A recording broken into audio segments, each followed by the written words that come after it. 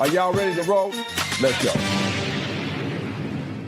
I have been looking forward to this episode since I got the script because white tears is one of my favorite subjects. I can't wait to call that out.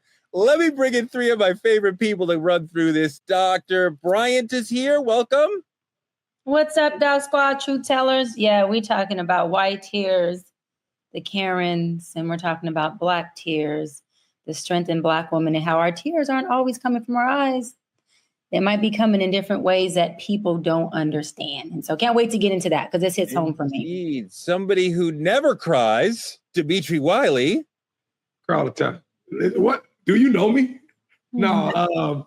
When was the last time you cried? Huh? When was the last time you cried? Last time I cried, maybe probably like 3 weeks ago. I have an aunt battling some health issues, and we pray and we cry together. That's just what we do. But yeah, very in tune with those lovers. I see you. I know you know. It's a pleasure to be here. You know, I appreciate you said that, Dimitri. I want to cry sometimes. There are moments when I get that feeling, but I'm so deeply socialized to not cry that it doesn't even come out. Yeah. Lauren Lake, maybe you could provide some advice, some therapy for me. Let it go. Let it go. Yeah, nothing wrong with having a tear. Nothing wrong. My daddy was emotional and strong, but yes, he could cry a tear of joy, of frustration. I love that about him, and I try to give that to my son as well. Although we do have to make sure we're not just raising people just run around crying all the time. Sure, of course. Dr. B. Of course. I mean, you know, I think it's okay for men to cry. Yes. I am okay with being emotional, but I'm so deeply socialized that it just won't come out, you know. But you feel it and let yourself feel it. It's okay. It's okay to let yourself feel it. Right, Dimitri? It's okay to let yourself This is true. True statement. Let's get into some heavy topics today because we got the big, difficult things to run through today. Our friend Tyler Perry, we respect him. He's in a lot of hot water. Actor Derek Dixon has filed a $260 million lawsuit against Tyler Perry, citing sexual harassment, assault, workplace retaliation, other things. Perry denies all of this, calls it a fabricated scam. But goddamn, this is a hell of a story for Tyler Perry to deal with, and our community is talking about it in a wide variety of ways. Let's look at what my friend Don Lemon had to say and what my man Jason Lee had to say. Just looking at this lawsuit, Jason, I don't know. I mean, $260 million. Like, come on now. Listen, Don, let me just cut straight to it. I recently have been getting to know Tyler, and because we wanted to honor him this year at my award show, which we're honoring you, by the way. I have found him to be very professional, also very respectful. Now, that's not to say that nothing could happen, but let's like unpack this a little bit. None of us have ever heard from Tyler Perry's lips that he was gay. So this is also an attempt to out him and an attempt to embarrass him. And most celebrities who don't have the resources will fold under the pressure because they just want the headline to go away. If I tell somebody right now in the DM, which I probably have, yo, you're fine as shit. I want to sleep with you. Where is that worth $260 million? I'm a single man. Men walk up to women in the club every day and say, hey, I want to sleep with you. And women have the right to say no.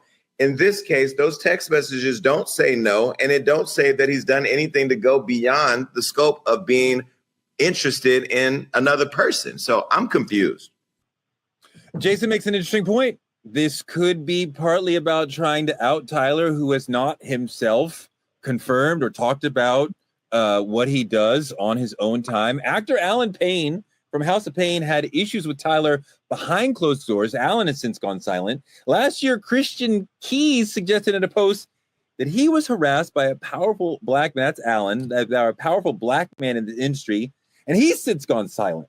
Let's listen to Christian Keys and take a look and notice there's definitely a lot of pain in his voice. I was the one that was sexually harassed for years, bullied, intimidated, and sexually harassed for years.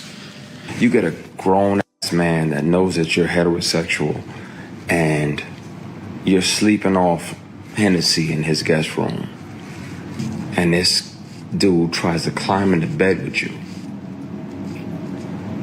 So you spaz out, push him out, like, what the fuck? Get ready to leave. He apologizes, blame it on the alcohol. And you try to forgive him. So you're like, all right, man. All right, I'm gone. You shake his hand on the way out, and he tries to grab your penis. So if people don't believe me, they can hear him in his voice. I can press play and you can hear the person and you'll know immediately who the person is that's offering me $100,000 to strip. Doc, some very heavy things being alleged here by multiple men, and a lot of people right away would go, how come it's all men and there's no women? The only thing I see being legally wrong here would be if this man was an employee for Tyler, which you said he was working on one of his movies, right? So to me, that would be where it's off, it's wrong, it's legally, obviously, a crime. But take that out of it, based on the context of their text messages. It was just what my guy Jason Lee said. It was two men who were indirectly playing and flirting, and Tyler was just texting, kind of more of temperature checking. I felt like the texts were temperature check. This is how I feel, and I don't want to, go to bed horny, and I don't like doing these things. And it wasn't even a very aggressive one. It was a temperature check to see how this guy would respond. And the guy never shut down anything and said, hey, I think you talking to me about being horny is inappropriate on the text. I mean, or, hey, maybe this isn't the conversation we should be having as doing business together. And I know some people think it's not a grown adult accountability to pivot someone and to check them in their tracks. I believe, because I've done it many times, where I'm having a conversation with a gentleman, and he may take the conversation via text or Zoom or telephonically to another place where we're not talking about what we're talking about. And I have said clearly, listen, we'd love to continue this conversation as long as it's going to be business. But if it ends up being something else, you're overstepping my boundaries and it is inappropriate. So either I'm going to end the conversation, or we just can't do business together, or we have to get back on topic. There's nothing wrong with pivoting and setting strong boundaries so people understand that. I'm speaking about not the Christian guy, the first one, Derek. Yeah, I just don't understand how you can say telephonically, but you can't say genre. It's just Lauren. That is just blowing. I don't understand. It's not genre. I love you. It's not genre. It's genre. But telephonically just rolls right off the tongue without a problem. Nope. Yeah, because you know why? Because I do virtual telephonic and virtual sessions every day when I'm in my private practice. So it's easy for me. Within a specific genre. But listen, don't worry about how I say things. Let's get back on topic, okay? People get my message. They don't have to get my words. That's what it's about. Not about looking or sounding good. It's about having a message that's impactful. My message is impactful. My point is, besides them being employees and working together, that's the only place I can see Tyler making a bad move, what could be a crime. But I feel like it is very, very natural and okay, regardless of whatever his preference is, if he finds someone attractive, it's not your employee or not a minor, for you to say, hey, bro, I find you attractive. I'm in the bed horny. I feel a certain way. I think the situation is a little bigger than you're making. I want to bring in Gerald Griggs, attorney, NAACP president in Georgia, friend of the show. Gerald, are you hearing crimes here? So I got a chance to go through the entire complaint, and there are a lot of salacious details in the complaint, some allegations of assault, physical assault at his Douglasville home. So it's a bit more than what's in the text messages. I mean, at one point he says he physically assaulted him by grabbing his buttocks and stripping his clothes off of him. So there's more there, but we have to be clear that these are mere allegations that are made in a legal filing. And there has not been any contact to law enforcement to verify any of the claims. But from what I read, it's very disturbing. But again, we have to remember $260 million is the opening offer in this lawsuit. And so it seems as though this is an attempt to recoup damages and not to seek criminal prosecution. Lauren, what do you think about this proceeding? I think I'm disappointed. I think that Tyler, with his level of success and just his level of operation, I mean, he runs this was a former Army base size operation, right? These are things that your lawyers, your HR, I mean, these are just elementary things. I don't know if there's anything behind it. But if I'm being very honest, as an attorney, I don't even like the text exchange. I don't like the dynamic of the text exchange. I don't think that that is appropriate between an employee and an employer, because it too easily can be misconstrued or manipulated to advantage, right? You know, a lot of people are saying this guy is just shaking him down. He's a manipulator. And so then you have to ask yourself, well, can a manipulator be manipulated? Follow me here. It is possible for a manipulator to then to be manipulated. And it's also important to note that some manipulation isn't illegal and some manipulation is. And when you are an employer and you have an employee and you start talking about little sexual nuances, as Doc said, to test the waters, where are we at with this, revealing perhaps, and look, all of this is alleged in a complaint, you know, in the civil suit, as Gerald has said. But if these things are true, these kind of conversations are not what you need to be having with an employee on any level, because it sets already an uncomfortability that the employee doesn't really know, how do I get around and still keep my job? What if I don't want to talk about it anymore? How do I tell my boss I don't want to talk about it? Okay, and listen, women, we've been in these situations. I know I have. When you know that a boss of yours or someone you're working for is interested in you beyond the workplace, and the way you have to maneuver, and many of us have done these maneuvers, men too. And I just think, I pray that these are not true, because I feel like this is like sexual harassment in the workplace 101. Don't do this. Don't have this kind of, who wouldn't want to date him? I mean, you know what I mean? Even gay or not gay, I mean, he could date whomever. Why have these conversations with this guy? Dimitri, you know, the sister makes a good point that this happens to men as well, which is the suit is alleging. I had a famous male boss who took a liking to me and started calling me. And there was a Sunday night, I recall, where he had me on the phone for about an hour, and there was no professional reason for us to be talking because there was a buffer between us. So I would talk to my direct. So it's just personal. And he's asking me, come over. And I'm going, no, because I don't want to do that. That's not how I get down, but also not with somebody who's my boss's boss. And it was very uncomfortable. And I really liked working there. And I wasn't really wanting to leave. And I wasn't going to get in the situation. But then you're worried about, well, I've politely said no, but is that going to have an impact or what? What do I do when I see this person in the office? And it was extremely complex and uncomfortable. Your thoughts? It would make anybody uncomfortable, and I can absolutely understand it. Just like Judge said, this is one-on-one sexual harassment in the workplace. But I think the thing about it is, where this gets complicated, this is the head of everything. This one move ends your entire career. So for me, his sexuality being in question with this, I think I'm just speaking for the people I know, we all kind of thought Tyler, you know what I'm saying, maybe swung that way from the caricatures to the, mannerisms to whatever the case is. It was already in people's mind. But to bring it to the forefront, I think that's the threat that they're trying to pose.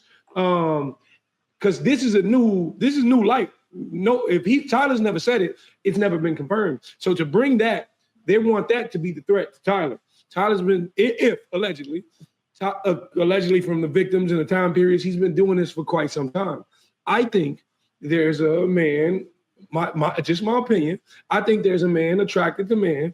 And to Judge Lauren, she asks, why? You can get anybody you want. Why? Again, it's the psychology behind it. I want what I want, and I'm going to do whatever's necessary to put me getting what I want to the forefront of the conversation. That's investment in careers and all of these things. So it's a psychology behind it. If you're in a position where you can get anybody you want, which I imagine he probably is in his life, but then Dimitri, if he decides he wants somebody who's not sure or doesn't want him back, well, now we're in a position where the guy who never really hears no is saying, I want that. And, and I mean, when you talk about Christian and Alan Payne, there's a lot of smoke there. But can I say something? what's amazing me is that because these are men presenting themselves and coming to the forefront, this is getting a lot less light than it should. If this was a woman, this would be everywhere. Like if this was a woman that Tyler Perry has done these things to, this would be everywhere. I'm seeing more attention on Tyler Perry's new movie on Netflix. What if Tyler was a woman? What about that? What if Tyler was a woman? Making suggestive comments and such to a male. I think it's similar to this situation. It get wiped under the table. I think there's the idea of a male being the victim that the world just doesn't want to accept. Yes. Fully. I think that's a problem I'm looking at with this situation. And that's a problem for me. I want to move on to our politicking segment because we have a really important conversation that we have to have because we are at war, America. We drop bombs on Iran because Israel asked us to, basically, and now we're in a crazy situation. For a lot of us, we were already laughing about this when Tucker Carlson and Rafael Cruz had a wild conversation which showed how little Cruz knows and suddenly how much Tucker actually cares about Iran. Let's watch that. How many people live in Iran, by the way? I don't know the population. At all? No, I don't know the population. You don't know the population of the country you seek to topple? How many people live in Iran? 92 million. Okay. Yeah. How could you not know that? I don't sit around memorizing population tables. Well, it's kind of relevant because you're calling for the overthrow of the government. Why is it relevant whether it's 90 million or 80 million or 100 million? Why is that relevant? Because if you don't know anything about the country... I didn't say I don't know anything about Okay, what's the ethnic mix of Iran? They are Persians and predominantly Shia. Okay, it's not even... You don't know anything about Iran. So I am not the Tucker Carlson expert on Iran. You're a senator who's calling for the overthrow of the government. You're the one who claims anything about the country. No, you don't know anything about the country. You're the one who claims they're not trying to murder Donald Trump. You're the one who can't figure out if it was a good idea to kill General Soleimani, and you said it was bad. You don't believe they're trying to murder Trump. Yes, I do. Because you're not calling for military strikes against them in retaliation. And if you really believe that... We're carrying out military strikes today. You said Israel was. Right, with our help. I said we. Israel is leading them, but we're supporting them. Well, you're breaking news here because the U.S. government last night denied, the National Security Council spokesman Alex Pfeiffer denied on behalf of Trump that we were acting on Israel's behalf in any offensive capacity. No, we're not bombing them. Israel's bombing them. You just said we were. We are supporting Israel. High stakes. You're a senator. If you're saying the United States government is at war with Iran right now, people are listening. Okay, we are not bombing them. Oh, okay. Israel is bombing them. And why do you do the snide? Oh, okay. What do you mean? Because this is super high stakes stuff. This is a huge country that borders a lot of other important countries. A lot of the world's energy comes from there. So let me ask you, you don't want another disaster. You don't want to be reckless. The Ayatollah refers to Israel as the little Satan and America as the great Satan. Do you believe him when he says it's the great Satan? Do you think if the Ayatollah could murder both of us right now that he would? I do. We are currently now at war with Iran. Since that ridiculous conversation where he contradicted himself, we have bombed Iran. Now, it is critical for you guys watching this. If you want to understand what's actually going on, you cannot watch CNN and American media. You have to look at something like Al Jazeera or Truth Talks, which will tell you what's really going on over there, because you're not getting it from traditional American media. They will tell you that we have bombed multiple nuclear sites in Iran. The fact is that their nuclear sites exist inside mountains miles down beneath the surface. So whatever bomb you drop did actually nothing. Iran is working on a digital response to America, perhaps. Some people are saying that there will be a internet-based retaliation against America, and there's already operatives in America embedded here who can help with that. But even without going that far, Lauren, we have 40,000 troops in the region. We have multiple military bases in the region. All of those people and all of those bases are currently on high alert because Iran could decide to attack any of them. And I don't know that Americans are ready to see American blood be spilled against Iran, a country that they can't articulate why would we be fighting them. And a lot of Americans are like, why are we going to war for Israel when they started this under completely illegal pretenses? We're overwhelmingly not ready to go into this war. I mean, we're shouting it from the rooftops, and yet no one's listening, right? And here comes Trump with his little Article 2 power that he knows he has because presidents have used it in the past, and he goes over there and, here we go. And I mean, honestly, you all, I had trouble sleeping last night. I don't know if anybody else is just, but it from a mother standpoint, right? Take lawyer hat off, take TV hat off. I'm talking about just from a mother standpoint. Like, I'm now having to start to have this conversation with my son. Like, this is where we are now. This is somewhere this could have real consequences. And I think the majority of the American people were not wanting to do this. I mean, I'm listening to Tucker Carlson, like word for word, like, oh Lord, I'm going toe to toe with Tucker. He's actually asking my questions. I'm actually agreeing. You all, this is insanity. And I mean, I'd like to hear, Gerald's here too, and I'm so glad you're here because you're definitely work more hand in hand with government and all of the things with the NAACP. What are the thoughts? Are some of your colleagues reaching out to you? What is the thought behind this? And what standing do the American people have at this point? He's got like 48 hours that he needs to engage Congress after he's done. Has he done that? Well, let's unpack that because I spoke to a former congressman this morning to understand exactly the legal point that you're raising. And traditionally, Congress authorizes war. So the president would have to go to Congress to have an act of war. Since 9/11, we gave the president the ability to declare war. And I may be getting the language there wrong, but because of 9/11, right? He doesn't have to. He can launch an attack without going to Congress first. Now he will have to report back to Congress. This is what I'm doing. The report back, Gerald, will be our base got attacked here. And this number of soldiers got killed. And I can't imagine how Trump would explain to America, this is why we're in this situation. So what you have to understand is after 9/11, the Congress ceded some of its war power to the president for an imminent threat. And so he has 48 hours to go back to Congress to report. So that's why he was able to launch these attacks. And so as you've all stated, we've been watching this with bated breath. I was driving back from Albany, Georgia, when my phone started buzzing saying the president had tweeted that he attacked Iran.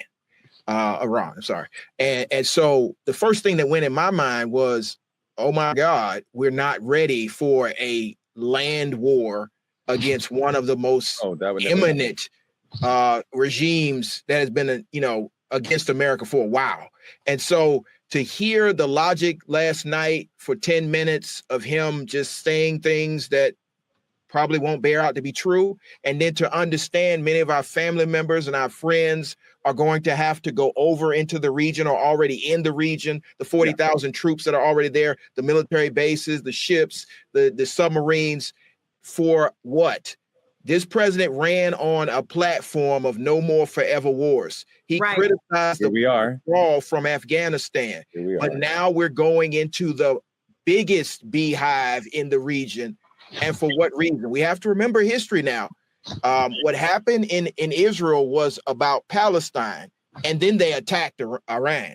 To understand that there's an aggressor in the region that's not working in the best interest of the region. And now 100%. They have to fight with the biggest power in the region that potentially has nuclear weapons. And so I don't understand the rationale without making the case to Congress. If he wants to go to war, he needs to make the case. And I don't think the case is there. And where's the imminent threat to us? Dimitri, Israel has made Jewish people around the world less safe by being so bellicose vis-a-vis Palestine, right? And people are protesting that in a righteous way. And some people are doing tragically horrifying things toward Jewish people, which we do not support. However, we understand psychologically, Israel is creating a situation where the world is less safe for Jewish people. That aside, Israel is now doing something that is making the world less safe for Americans. Any building in America could drop at any second right now. If you think that Iran would never come here, that's insane. We are a giant, very vulnerable target. And we are basically a bull in a glass shop, acting like we can't get hurt. You know, over there, Dimitri, they're used to bombs. So a building falls down, they don't freak out. America, one building fall, we will freak the fuck out. And we will probably not want to be in this war at all. We can't even handle a snowstorm here in America. Anything unexpected. So, and then we go call for the unexpectancy. Like, we send the first shot, knowing we ain't prepared for the fight is insane to me. But, you know, I think what gets me the most is that we're not just scattered on the fighting aspect of it, the war aspect of it. We're scattered all together, like all at once. Like we're screwed on a global stage when it comes to us in America. Like, if you really pay attention to it, we have no like unified media or anything. Like, you're announcing this over a tweet. You're saying this through Twitter. My grandma ain't got no Twitter. She probably needs to know this information. You know what I'm saying? Like, the thing about it is, this should be public service announcements. And we making it seem like, oh, this is just another thing here and there. We're bigger than them. We can handle this. It's terrifying. Lauren, you know, for our entire lives, unease in the Middle East has been a constant headline that keeps recurring. And it's been about Palestine. It's been about Israel. It's been about Iraq. It's been about Iran. It's been about Kuwait and Qatar. I mean, and you know, you might say, why? You know, Gerald referenced the beehive. This is because America is in the region radicalizing people, messing up governments. You know, America deposed the democratically elected leader of Iran, which led them into this more religious leadership that they have now, which is part of why we're in this situation now. So America has been manipulating and screwing up the situation in the Middle East for decades at a leadership level and at a terrorism level, right? So many of our prisons there and the occupations we've had there have radicalized people there. And then we wonder why they're so bellicose, why they're so warlike, because we're occupying them and we're in their face killing their people. We are notorious in this country for throwing the rocks and then hiding the hand. I mean, that's just something that we've been in. And before we move on, though, I have to say this, because when Gerald said this, I thought this was an important point that we kind of skipped over. When you describe what the president's power was, and we talked about this, yes, other presidents have done it under Article 2. The threat needs to be imminent. And I yelled out, and I need to get to this point. Where was the imminency? Where was the imminent threat? And I mean, I'm stuck on that. Well, let me give you an answer. Let me give you an answer. Please do. And I want to ask this too. The 51st state is under an imminent threat. Okay. So, okay. And I want you to continue this. I want to add on this. So where's the imminent threat to us as to what would give him the power? Because, I mean, some people are saying he should be impeached. They should call for impeachment because of this, that this was an abuse of power. What are your thoughts on it, Gerald, in terms of the imminent, and is it an imminent threat to our country, or is it an imminent threat to our ally, which is Israel? Where's the imminent threat have to lie? Because I was sitting up reading last night trying to figure that out. Gerald, what do you think? The imminent threat has to be to the United States of America. And I understand. But Israel is technically part of the United States of America. Israel is an ally of the United States. It's not a state, it's an ally. It's more than an ally. You know that. It is the number one ally in the world. I'm just going down what the law says. Okay. Yes. And so it's an ally. And so if the ally is attacked, he needs to go through Congress to get authorization to do this. That the idea is that Iran is working on a nuclear weapon, and that sounds very familiar. We were told a few decades ago that a certain country had weapons of mass destruction, and so we had to go in. And so we went in twice, and twice we saw no evidence of weapons of mass destruction, which led to the Twin Towers falling, and us the 20 years war in Afghanistan. So in order for us to fully ground this in history, we have to understand we've done this before. Right. And so for the president to unilaterally act when there was not an imminent threat, that's why individuals are calling for an impeachment. And that's also why elected officials on both sides want him to report to Congress about what's actually happening. Doc, I want to underline a point within this that American intelligence said in March, Iran is not close to nuclear capability. And Benjamin Netanyahu and Israel have been saying they're 2 weeks away for 20 years. This is the okie doke. This is pulling the football away. This is the lie that Israel has been using for 2 decades to get us to come to their aid against Iran. If they leave Iran alone, Iran won't attack them. The Middle East has been going through this for decades. This isn't new. This is about Trump coming in and doing his bully tactic for power and control when it comes to the U.S. president and his leadership. His attack on them was in direct support of Israel's strike campaign, the Operational Rising Lion, correct? That's what he did. He gave Iran 60 days to agree to this peace treaty that he's telling them they need to agree to. And Trump said, buddy, it was day 61. And since you didn't agree on my terms like I wanted, boom, I'm bombing you, or I'm going to fake bomb, whatever you want to call it. OK, this was about the power of Trump saying, I'm going to put pressure on the ultimatum that I gave you. And if you're going to line up with the pressure I'm putting on you, then I'll just bomb you. And we don't care about the people who are there, the 40,000 military folks, personnel that are there. And we're not also going to tell our people in our country that we're going to bomb you. And we're going to have our senator come on there and sound incompetent as hell, totally disconnected from my cabin, and not even understand the strategy of what we're about to do. The senator told the U.S. people 24 hours before bombing another country, You don't know. we're not bombing anybody. So what I'm saying is this is not even just the leadership meeting at the head, which is Trump. We're talking about the people in his cabin, the senators, our elected officials, having no clue as to what is going on in the country with the people that they are serving. That's the part to me that is the most scary. It's one thing to make a decision.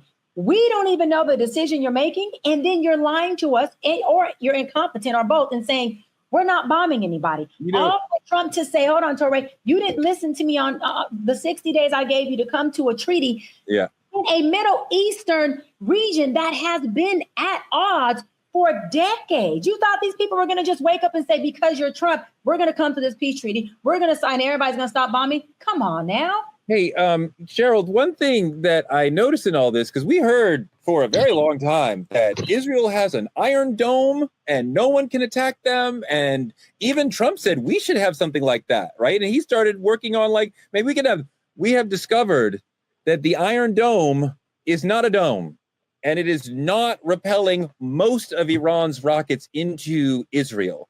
And Israel is dealing with a very serious military problem. A lot of very real buildings over there are falling every day. It's been about 10, 11, 12 days that their buildings are falling, and that is going to continue.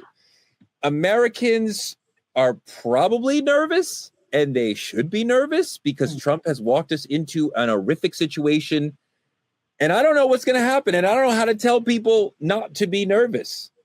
Well, it's right for them to be nervous because we are still not talking about another key crucial impact of this. Iran has allies, namely Russia and China. Yep. And so if you study world history, it's events like this that lead to two sides forming and a big war coming. Now, I'm not being facetious to say this could be the opening shots of a world war, but he needs to understand that the American people need to know what is happening in real time so that they can make the decisions through their duly elected bicameral House, the Senate and the House, to make a decision on whether or not it's in the best interest of this country to go to war. What happens with this president is whenever he's in a sticky situation, he causes something else to happen as a distraction.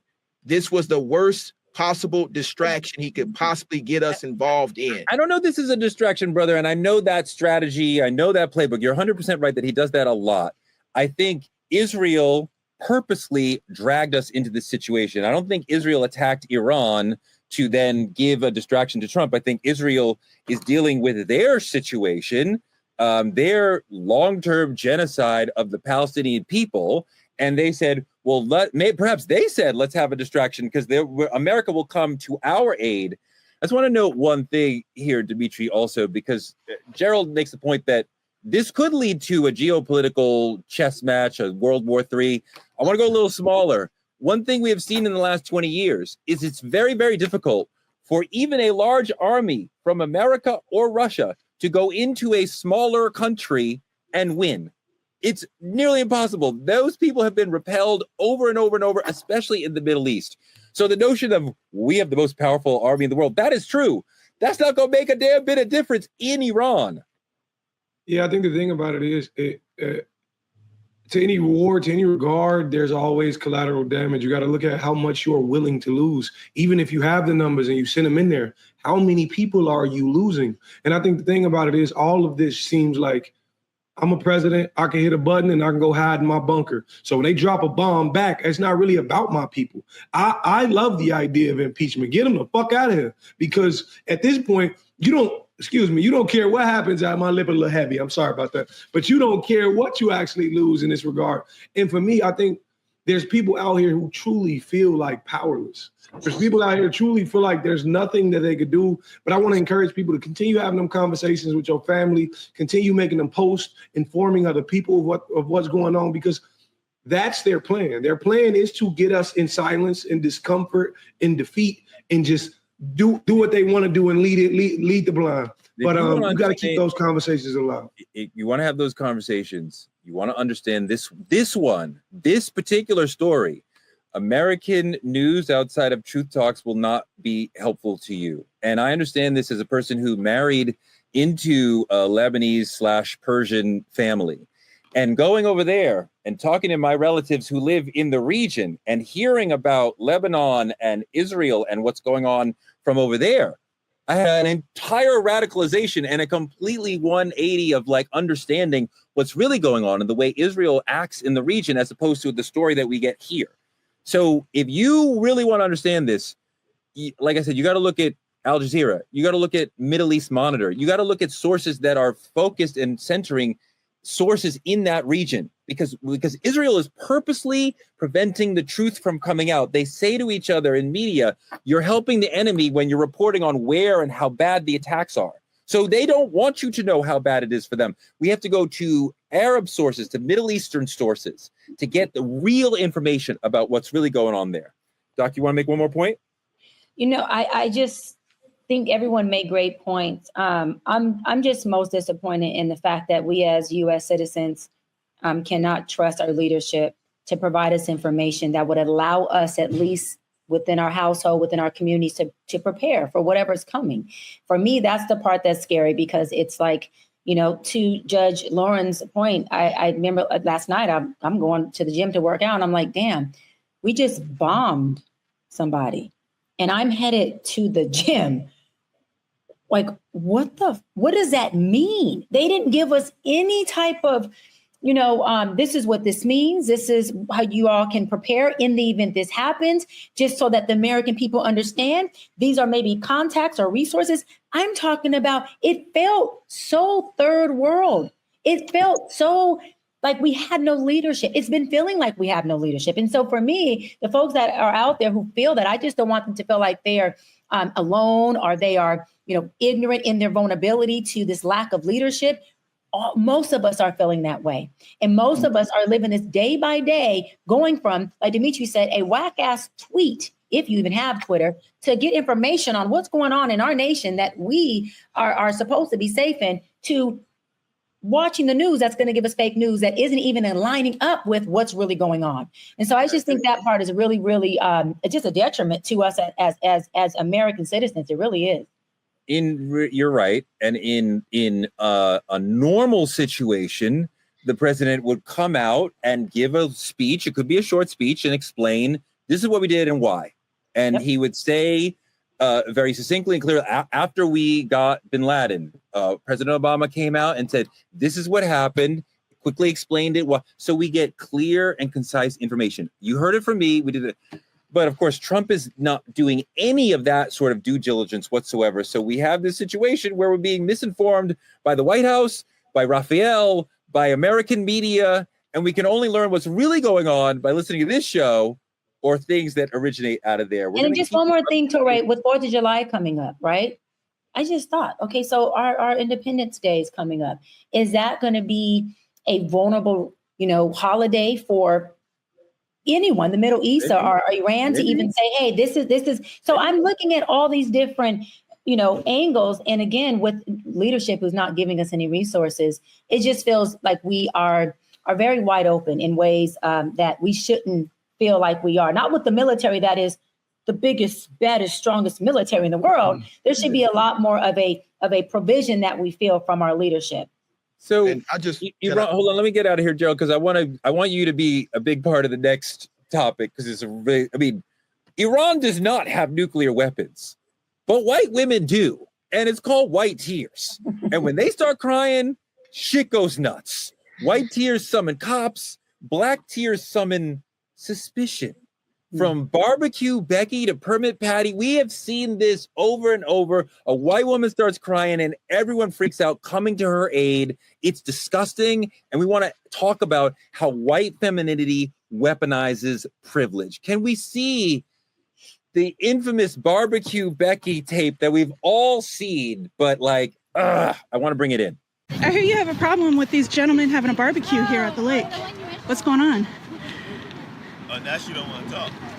She doesn't want to talk now. It's illegal to have a charcoal grill in the park here. No, it's not actually. I just looked at the map. It says this is a designated barbecue area. No, not for a charcoal grill. No charcoal grills are allowed. Do you want to see it? Can you give me the card back? Huh? Can you give me the card, you thief? Police, she stole my card and she's walking away from the crime scene and she's crying about it.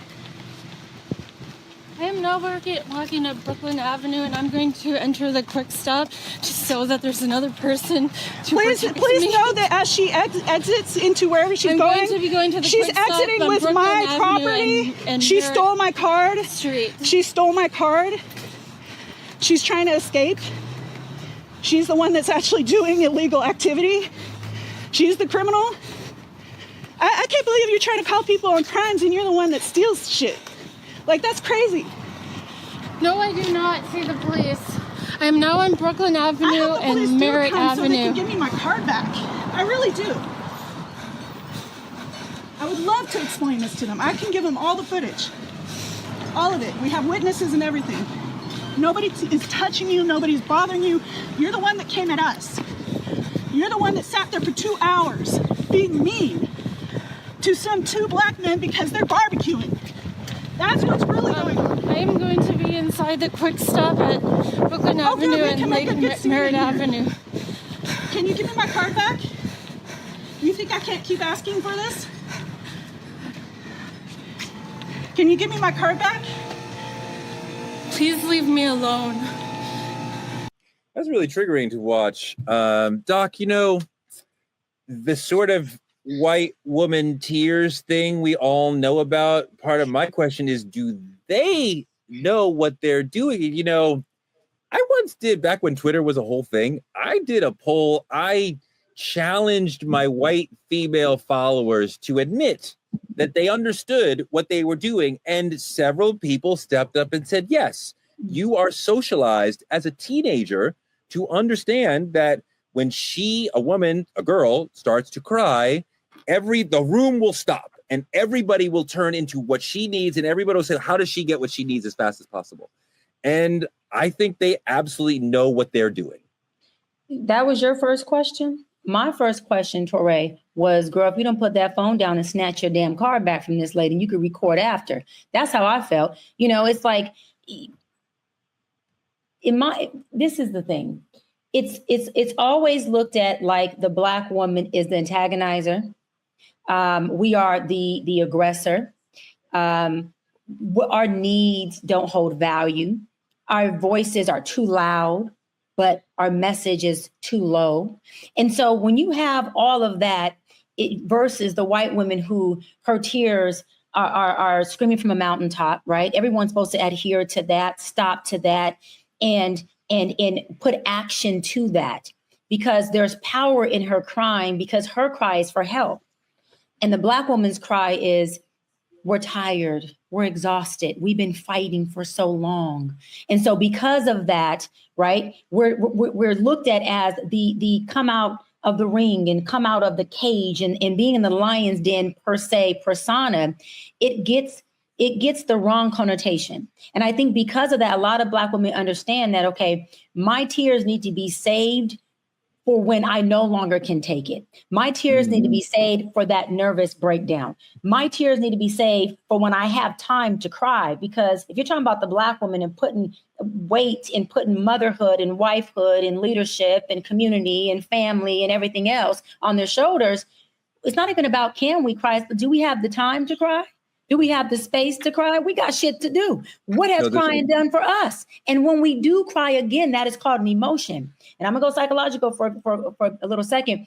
When you're not used to being able to have your emotions work for you, you build a bad relationship with emotions and you start to suppress them instead of externalizing them. When your emotions, like white women, have been validated and coddled the whole time, you have a good relationship with emotions. So you crying and feeling them is something that you get rewarded for, and you get an action that results something positive for you. So what am I saying is that the Black woman has that narrative anyways that says we don't have time to cry.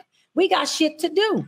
So so our tears show up a lot of times where they're externalized of we're fed up, we're tired. So it may look aggressive, and it does look tired, and it does look fed up because we are fed up. We're not aggressive. We have feelings, we have emotions, and we have weight that we always are not able to give to somebody else to carry. And our crocodile tears aren't always something that is solidified and coddled and respected. Lauren, I think white women know what they're doing when they cry, and they know the power of their tears to get them the help and the attention and the centering that they are asking for. Do you think that they are doing it on purpose? Yes, the precedent has been set.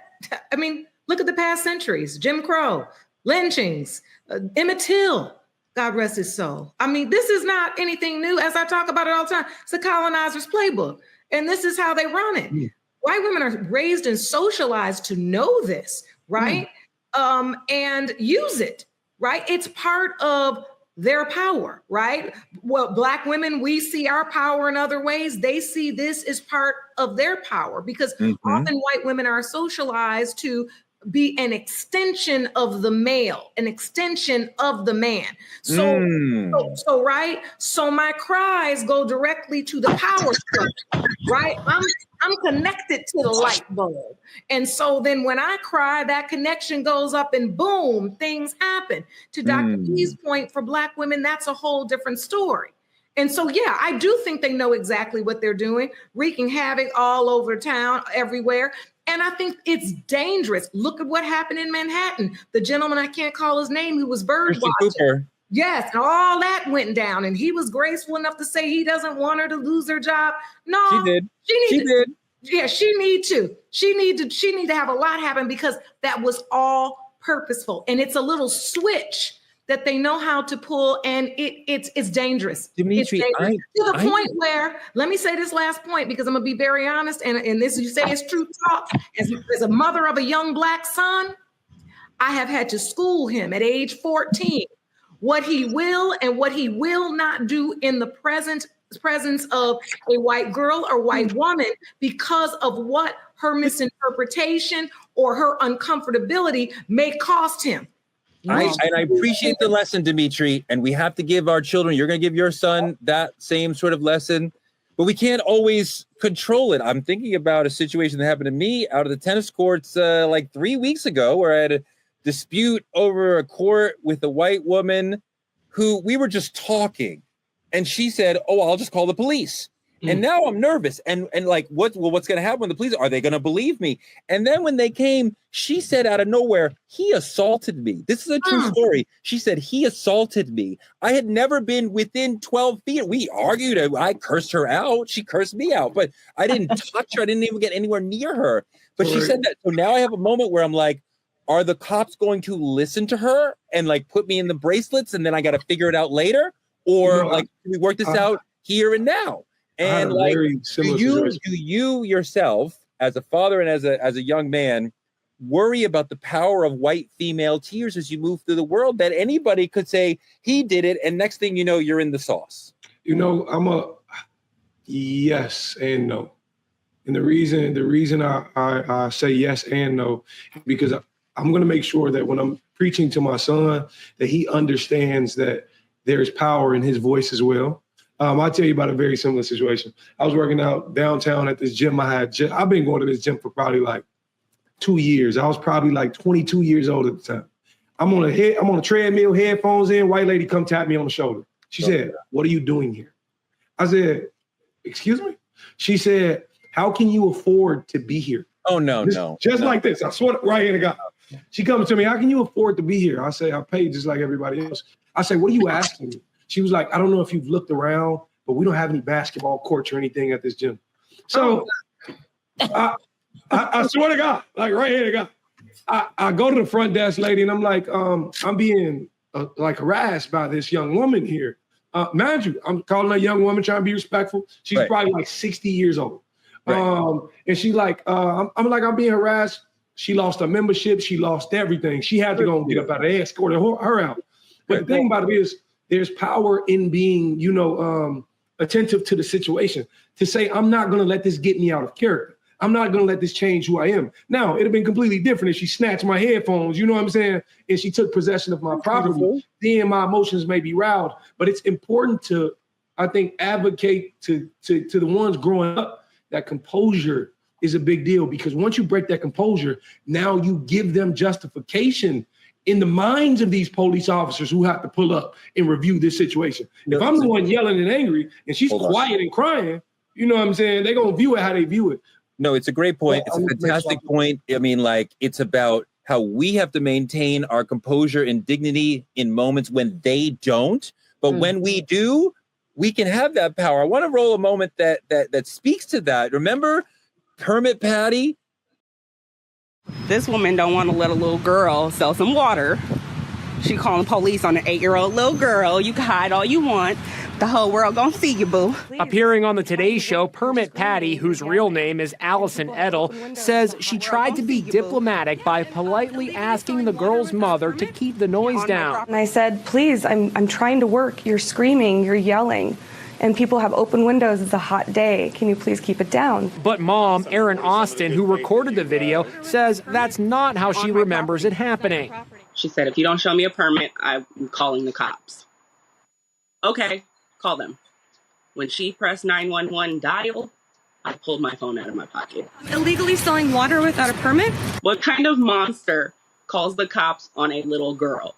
Whether she's black, brown, orange, yellow, purple. But Edel says she was actually talking with the building's security guard, not police. She says she has received thousands of hateful messages. All kinds of threats. Horrible images. I know me and Dimitri sent her some of them and she deserved all of them. But Gerald, part of the thing here too is we see them crying and that brings the world running to paying attention to them.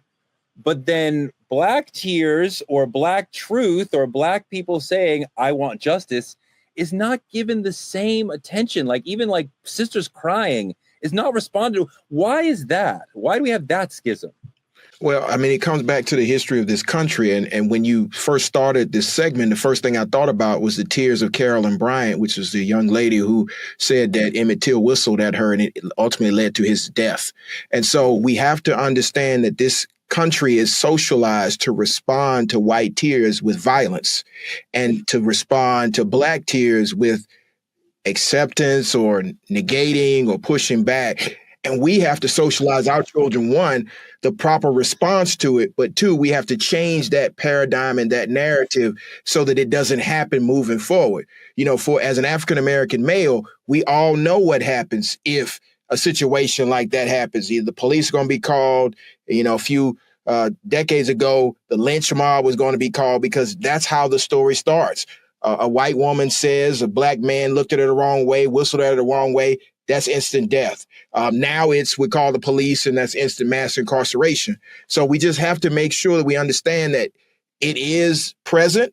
We have to respond to it, as Dimitri said, with that composure, but also understanding that we still now have weapons to push back, like recording, like making sure the truth is told about the encounters. Yeah, and I think we also need to make identifying our emotions a norm in our community and our culture. How often do we pay attention to our own tears? How often do we hold a safe space for each other, Black folks, male and female, to have a space to just cry, to just support each other? How often do we pick up the phone and call each other within the Black community and say, you know, hey, Judge Lauren, I just need to talk. I'm having a moment. And her hold space for me, although she does it. But how often does it happen, even between the genders, Black men and Black women? Well, a lot of times we're not supporting each other in our emotional uproars. We're not being refuge for each other. And I'm not blaming us. I'm just trying to bring it to the nucleus of how we can support each other so that emotions being identified become a healthy norm and not something that's seen as weakness or a vulnerability for us to take advantage of each other to say, oh, I see that this person has an issue. I see this person is weak because they're crying or they're in tears. No, let's be supportive of one each other. Let's go further, even in these broken families and broken homes. You know, how many times has a single mother cried? And the father of that child maybe not adhere to those tears? How many times has a father who's been a single father? Dimitri and I are very close. We've had conversation about this, where he may be very emotional behind his son and things of the matters that he's going through and wasn't always given the right support. So we have to make sure we always take it back in-house to say, let's normalize within our Black community that Black men crying is attractive. It is strong. It is vertical. It is externalizing your pain. And we support you and hold space for you. And I want to hear what you have to say. And I want to sit with you if I got to be quiet and hear you talk. Or maybe I got to give you some guidance on where to go with that pain. And Black women, you can cry as Black men. We hear your pain. We know you are right. You don't got to hold on. I want to dive into that. And we're going to argue on another show because I want to dive deep on this one. But women, Black women are not here for Black men's tears at all. And nobody is policing us to man up more than them. But I want to focus on Black women's tears because that's what we're here to talk about right now. And Lauren, when a white woman cries, right, as we've said, the world comes to take care of her. When the Black woman cries, it's not the same, right? Is she being angry? Is she dramatic? You worry about getting into the ABW stereotype sort of thing, or she's a mess. It's not seen as like, oh, we must protect the damsel. It's like, what's wrong with her? Why isn't she strong enough? So why is it that our sisters' tears are met with suspicion and an expectation of you should be strong rather than wanting to protect her? Because it's just I always talk about this because it's the truth. It's just an extension of the plantation. Black women were supposed to be emotionless caregivers, right? We take care of the kids. We breastfeed white babies on our breasts. We don't have nothing to say. We don't have no emotions. We keep everybody alive. We serve. We are raped. We still don't have emotion. Nothing in a Black woman's life is supposed to require us to emote. And I hate this, but we are an extension of that. We are an extension of the silent tears, the silent fears. We still deal with that and have to, as Dr. B just said, we have to war ourselves out of that and give ourselves permission. I'll also say I'm very guilty of having to make an appointment to emote, right? I'm a very fiery person. I'm passionate about things that I love, and I'll cry at a Hallmark commercial in a minute. But when people think I should be crying, I'm not crying.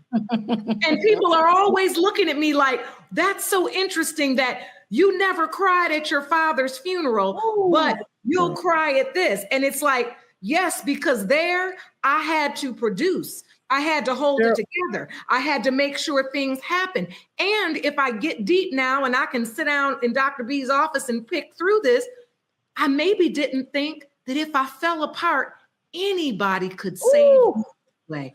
Gerald, I appreciate the ways that we are talking about these sort of people, giving them names like Permit Patty and Barbecue Becky and even Karen. But there's like a cutesiness to all these nicknames that to me sort of like takes the some of the sting out of it. Like we understand because of our cultural competency that Karen is a villain. But Karen, the word, does not sound like a villain, right? Barbecue Becky sounds like somebody who we could have fun with, right? So I feel like in a lot of the nicknames, we are presenting the story in a way that brings some of the pain of it down in a weird way. What do you think about that? Yeah, I mean, it's more code switching. You know, we have to understand that our people are engineered to make sure the message is translated to our community, but it's lessened to the outside community, so it's not viewed as a threat. So we make laughter, we make light of situations that are very serious. So Barbecue Becky, Karen, when we truly mean these people to be the crux and the enemy in any story, but it's part of the socialization of the last 400 years. We know that we cannot be completely direct in how we feel for fear of reprisal or more damage or more danger or more being neglected and pushed to the side. So I think we're diluting what our story is, but that's part of the socialization of African-American existence in this country. Dimitri, I think that we as Black men have to do more to be sensitive to when our sisters cry and to understand what they're doing. And, you see the way that white men respond to white women's tears. Are we listening? Are we responding to Black women's tears well enough? I think no. I think it's a space we need to learn to hold. And I think it's not just Black men to Black women, but I think it's Black women to Black men as well. I think we don't actually hold space for people to be not just human, but vulnerable in moments. I think the thing about it is, as a young man, the first time I seen my mama cry was groundbreaking for me. And the reason being is because when the Black woman breaks down, the system breaks down because they're the entire structure of it. And it's almost mind-blowing to think that this person who's so strong and this person who is so in charge and put forward in every other aspect of life is human. And I think if we don't get back to that humanistic standpoint, we're making it easy for the cops to dismiss their feelings, for everybody else to dismiss what those tears actually mean. One more thing for Lauren and Doc, and we're going to go in that order and see how you guys feel about this. But let's say you're out with your man, be it your partner or your brother, either your blood brother, your chosen brother, and Karen starts attacking and like calling the police because she's crying, right? And you were there. Nothing happened. It's like a Barbecue Becky type situation. Your man did nothing. But now she's crying and she's calling the police. What do you do? Going to me first. If this is counter to probably what we're discussing, but would be my instinct. I would hand the camera to him and tell him to record me and her. And I would intervene and step in between them. I would ask him to step back because my intuition and my instinct would be to protect him. And I know that nothing good will come from if there's any physical interaction between them, but I know I can handle it. And I know between me and her, it's a different dynamic. And that's exactly what I would do. And I would say that it bothers me to say that is my truth, but that is what it is. And I would do it time and time again, because when Dimitri made the point that when Black women cry, it's also the reciprocal thing of when Black men cry, the light bulb went out on me. And I thought, that is the thing about a Black woman. We always are understanding that we need to be reciprocal. We are never the subject alone of protection and provision. It always is. And yes, we have to do that back. But for the white woman, You never see when the white woman cries, the world rallies to protect her, but you don't hear that then go, and we've got to protect the white man's tears too. That isn't ever a part of their conversation. And so I only say that to illuminate that we are never the lone subjects of protection. And in a situation like that, my instinct would be to be my man's protector, intervene, and whatever had to happen between me and that woman. And I need him to record that. Yeah. And since you just cooked when you said when white women tears are coming down, then that ignites and activates the white man and gives her the singular attention. But when Black women have the tears, it doesn't ignite just the Black man to make it singular about us. It ignites what Torre just said, that, oh, but we cry too, and we have problems too. This is not your moment, bruh. This is about me crying right now. Let's make it about me singular. And when you're crying, we're making it about you singular. That is why I can't wait to have that conversation on this called Gender War, Torre. But let me get to answering your question. I would definitely have to echo what my sis Judge Lauren said. The only difference is I wouldn't care if my brother had a camera or not. I would definitely get in between. It would be a few choice of curse words that are not a crime that would tell her, bitch, you are tripping. That did not happen. You are delusional, and I am tired of us having to cater to your bitch ass acting up in these ways. My brother did nothing at all, and we are leaving. You can call the police, the sheriffs, or whoever else you want. I have contacts in my Rolodex as well. I'll make my calls while you make your calls. We can do it here or we can do it later. But you're going to stand over there. He will stand over here. And my brother will already know, because we have this conversation all the time with the men in my family. When it comes to a woman, no matter what race she is, if sister or mom is there, you shut up and let us handle it, because you're a man and we don't want that interaction between you disrespecting a woman. But I'm going to have to say, I'm sorry. In those moments, I'm going to use my freedom of speech to say my choice words that are not illegal, but to tell her, you are tripping and we are tired of the bullshit. I've done it before. I will do it again. And it felt damn good to be in my emotion, identify and externalize exactly how I felt. I'm not suppressing my emotions for anybody who systemically has their own shit going on. They're trying to project onto my brother, myself, or my man. I'm not okay with that. It's a great point. But let's just touch the other side for a second, because Black women cry too. They cry differently. Sometimes the sisters cry in silence, or they don't cry at all, even though they feel it. And sometimes they're told to suck it up, right, and to minimize the discomfort of other people, including the brothers. Have you seen this in your work, and has your own fear or anxiety or pain been sort of like stuffed down or dismissed while somebody else's emotions were being prioritized? Yeah, it's happened. And it's happened to Judge Lauren's point. It's happened in relationship with a Black man where I'm trying to have my moment and he's making the moment about we both have an issue. And I understand that. But right now, can we just talk about my issue?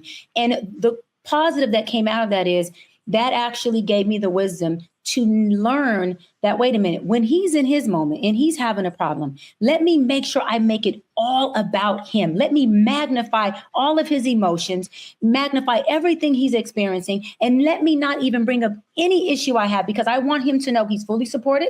It's all about you, and we can work through your stuff without me making it about me every time you have a problem. It's very unhealthy when we do that. And I feel like it is a reciprocity thing. But I do have to say, I'm sorry, I'm going to echo it again. That is one thing I do want to shift the narrative about. When white women cry, they singularly get the help. They singularly get the activation of their white freaking man, because they're directly connected to them. When they vote, they're connected.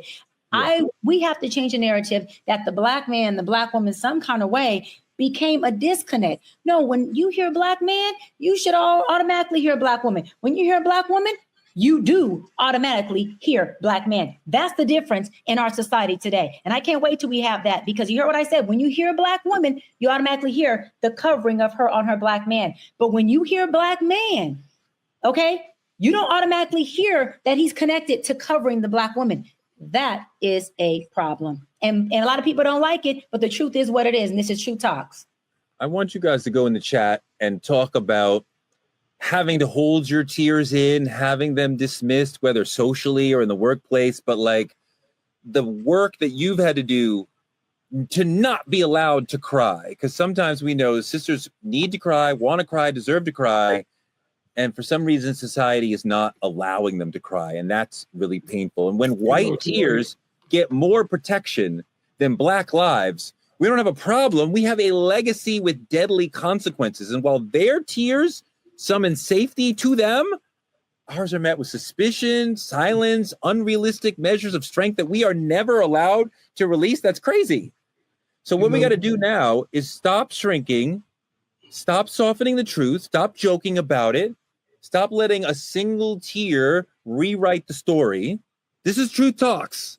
Let's let our emotions flow, and let's not just say it. Let's keep it real and expose it. That's our show for tonight.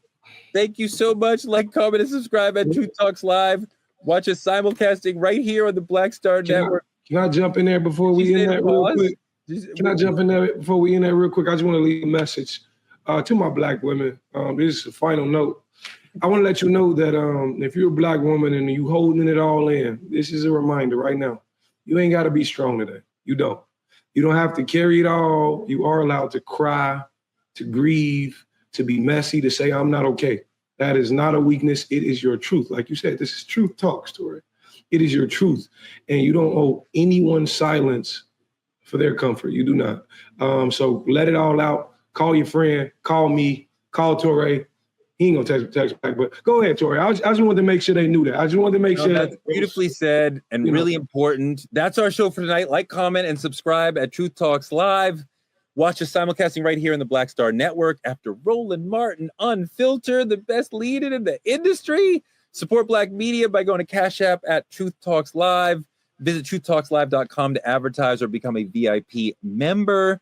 We're here every weeknight, 8 p.m. EST and 8 p.m. PST. That's in New York on the East Coast and where Dr. Bryant lives on the West Coast, 8 p.m. You can support us by advertising with Truth Talks. We reach over 10 million people with all of our social networks. So if you want to have a large, engaged Black audience, come mess with Truth Talks. Small businesses and influencers can also partner with us by visiting truthtalkslive.com.